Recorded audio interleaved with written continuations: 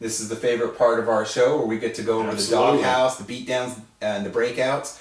Kane, why don't you start us off here with your doghouse player of the week? Well, this week, I feel like the big dog has to turn on someone that's fed him and bite the hand, but got to do it this week. Eli Manning's going in the doghouse. Even though he fed Hakeem Nicks, who's on my roster, 3 touchdowns, gave him a huge week 1.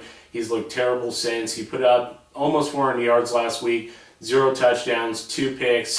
He's just looking really rough right now. So I'm just not loving Eli Manning this week. I just don't think he has a really good matchup against number 4 ranked Chicago defense, in terms of pass. So on the other side of that is my dog. And this week, my dog's Reggie Wayne. Last week, Austin Collie went off. They've got some issues at wide receiver, obviously. In Indianapolis, they're hurting for depth.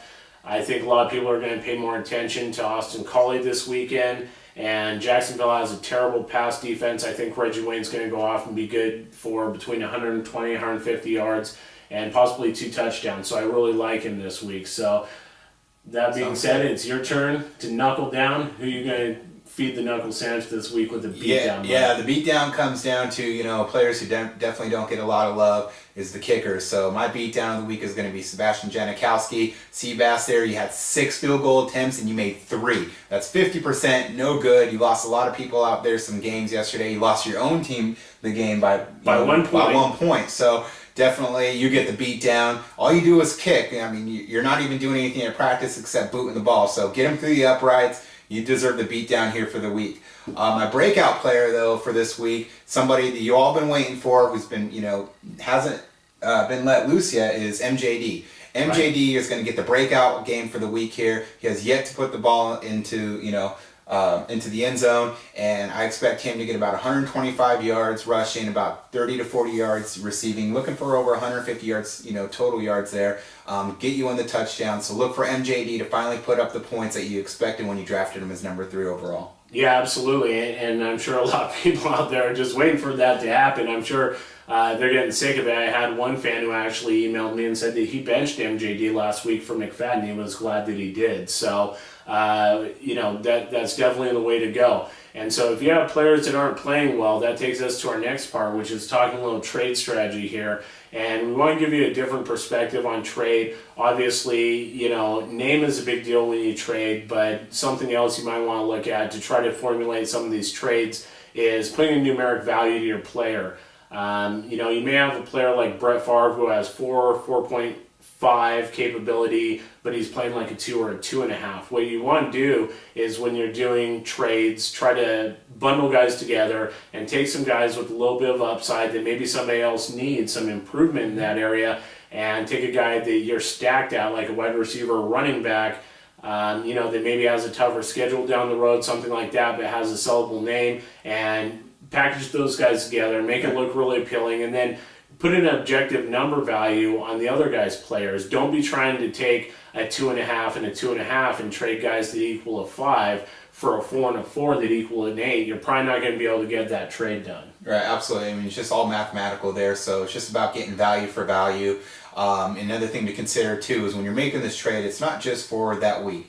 You're obviously making a trade for the long term here, right. And if you are looking to trade on a week-to-week basis, then you're hurting in your roster. So keep this in mind. Is this going to be the roster that you're going to want to take into the playoffs, into week 13, 14, 15? Are those going to be the guys that you're looking to start? If not, you're going to probably, regret the trades that you're making. So, right.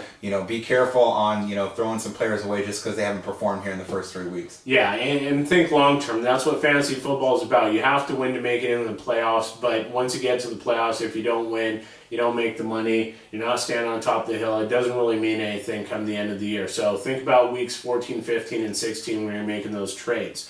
Speaking of trades, Steve Sanders, thank you, sent us an email talking about Calvin Johnson. He wants to know what he should do with Calvin Johnson long term.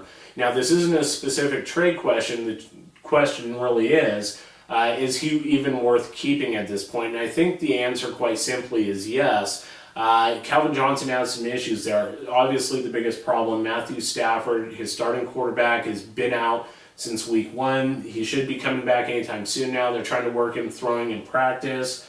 There's some other things going on there. Yeah, and they've had injuries that Matthew Stafford's been out. Javid Best now has that toe issue, so you got to realize that you got to put into perspective that Calvin Johnson just hasn't had the opportunities to get the touches because they've been focusing a lot on him. And with trades, it's just like with the stock market, just like with your houses. You want to buy low and sell high, and right now you don't want to sell Calvin Johnson too low here because you're going to be regretting that in the long term. You're going to want to have him on your roster when you're heading into those playoffs. Yeah, absolutely. A lot of people took Megatron as a first round, maybe second round pick. Definitely as a first wide receiver. And Nate Burleson's been hurt. That's letting them pay more attention to Megatron. Pettigrew's played terribly. Now Javid Best is dinged up. It's rough right there, and they have a tough schedule. So if you have room on your bench, go ahead and stash him. If you can get good value for him at another position and you need depth there, go ahead and do that. But I would say for now, I think the best thing to try to do is stash him and see what happens. Wait a couple weeks. The waiver wire deadline still ways off, so you got some time left there. Maybe let him break out and have a good game and get some really star quality trade possibility out of him.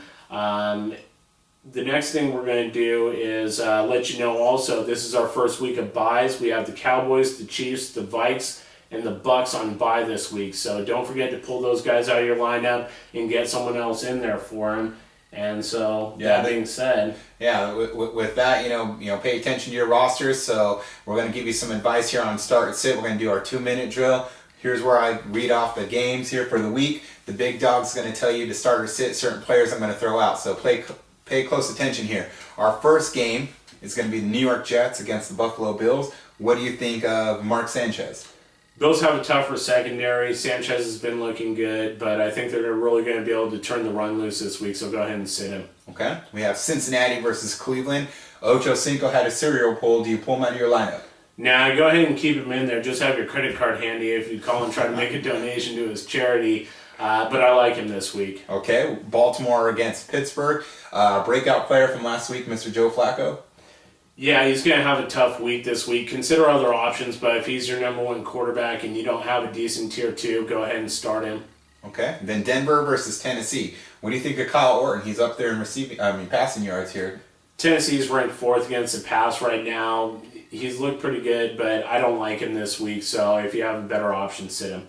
All right. Then we have Detroit versus Green Bay. We just talked about him right now. Do we put Megatron in? It's going to be a rough week over there in Detroit, but Javid Best, his injury could make them feed the ball to Calvin Johnson. So he's a low wide receiver too, maybe a flex option this week. All right, and then one of our games to watch also San Francisco versus Atlanta. With that offense opening up, do we put Frank Gore inside? Yeah, you got to start him. He's a top 5 running back. You got to play him. Okay. Next game, Carolina versus New Orleans. How about Liddell Betts? He could be a low wide running back too. Good flex play this week. He's going to be getting some serious touches, so he might be good to start as a flex. Okay. And then this guy here that most people aren't really paying much attention to. How about Seattle and St. Louis, Mr. Hasselbeck himself? Yeah, go ahead and start him. I like him against St. Louis. Okay. Indianapolis versus Jacksonville. Joseph Adai. Yeah, he's questionable this week. He's shaky. He's going against bad defense, but I say sit him. Okay. Houston versus Oakland.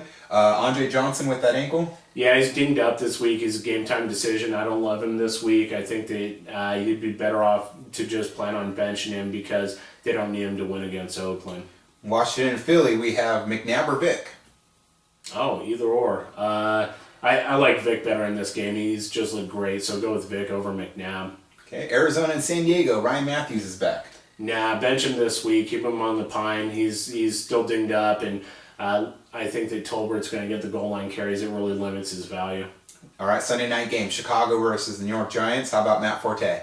Yeah, you got to play Forte this week. I think he's a good play. I agree. And then New England versus Miami for Monday night. How about the leader for the Dolphins, Chad Henne? I like him this week. I think he might be able to torch that New England secondary and put up some serious yardage. So go ahead and start him. All right, well, there you go. Send us your emails. Hit us up on Facebook, Twitter. Why don't you give that address? You guys should know it by now. Fantasy Football Fanatics at rocketmail.com. Come be our friend on Facebook, and you can follow our tweets at FFF Tweets. And that'll do it for week 4. We'll see you in week 5. Thanks for showing up, and good luck. Good luck. See you later.